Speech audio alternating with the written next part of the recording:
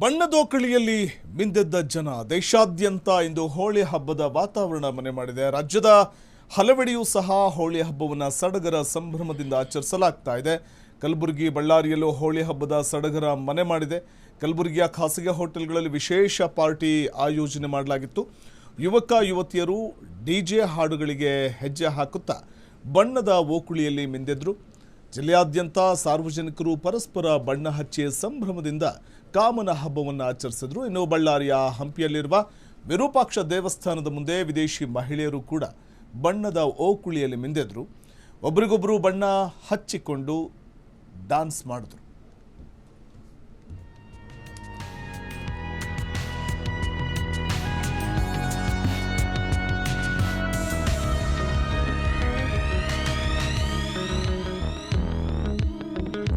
ದೇಶಾದ್ಯಂತ ಇಂದು ಹೋಳಿ ಹಬ್ಬದ ವಾತಾವರಣ ಕಂಡು ಬರ್ತಾ ಇದೆ.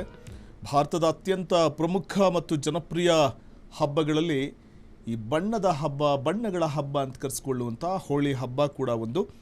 ಇದು ವಸಂತ ಕಾಲದ ಆಗಮನವನ್ನು ಸಾರುವಂಥ ಸಂಭ್ರಮದ ಹಬ್ಬವಾಗಿದೆ.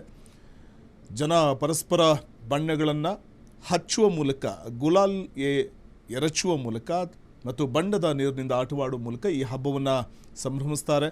ಈ ಹಬ್ಬ ಕೆಟ್ಟದ್ದರ ಮೇಲೆ ಒಳ್ಳೆಯದರ ವಿಜಯವನ್ನು ಸಾರುತ್ತದೆ.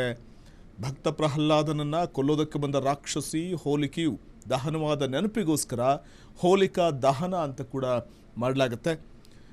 ಇನ್ನು ಹಿಂದೂ ಪಂಚಾಂಗದ ಪ್ರಕಾರ ಫಲ್ಗುಣ ಮಾಸದ ಪೂರ್ಣಿಮೆಯಂದು ಈ ಹಬ್ಬವನ್ನು ಆಚರಣೆ ಮಾಡುವಂಥದ್ದು. ಹಾಗಾಗಿ 2026ರ ಈ ವರ್ಷ ಹೋಳಿ ಹಬ್ಬವನ್ನು ಮಾರ್ಚ್ 3 ಅಂದರೆ ನಿನ್ನೆ ಮತ್ತು ಇವತ್ತು ಆಚರಣೆಯನ್ನು ಮಾಡಲಾಗುತ್ತೆ. ಇದನ್ನು ಕರ್ನಾಟಕದಲ್ಲಿ ಹೋಳಿ ಹಬ್ಬ ಅಂತ ಅಥವಾ ಕಾಮನ ಹಬ್ಬ ಅಂತ ಕರೆಯಲಾಗುತ್ತೆ. ಇನ್ನು ಬೇರೆ ರಾಜ್ಯಗಳಲ್ಲಿ, ಈಗ ತೆಲಂಗಾಣ ಅಥವಾ ಆಂಧ್ರ ಪ್ರದೇಶದಲ್ಲಿ ಕಾಮುನಿ ಪುನ್ನಮಿ ಅಂತ ಕೂಡ ಕರೀತಾರೆ. ಈ ಹಬ್ಬದಂದು ಉತ್ತರ ಭಾರತದಲ್ಲಿ ಥಂಡೈ ಎಂಬ ವಿಶೇಷ ಪಾನೀಯ ಮತ್ತು ಸಿಹಿ ಪದಾರ್ಥವನ್ನು ಹಂಚುವಂಥದ್ದು, ತಯಾರು ಮಾಡಿ ಹಂಚುವಂಥದ್ದು ನಾವು ಕಾಣಬಹುದಾಗಿದೆ.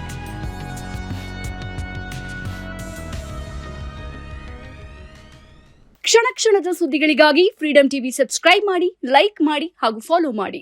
ಹೊಸ ಸುದ್ದಿಗಳ ನೋಟಿಫಿಕೇಶನ್ಗಾಗಿ ಬೆಲ್ ಐಕಾನ್ ಮೇಲೆ ಕ್ಲಿಕ್ ಮಾಡಿ.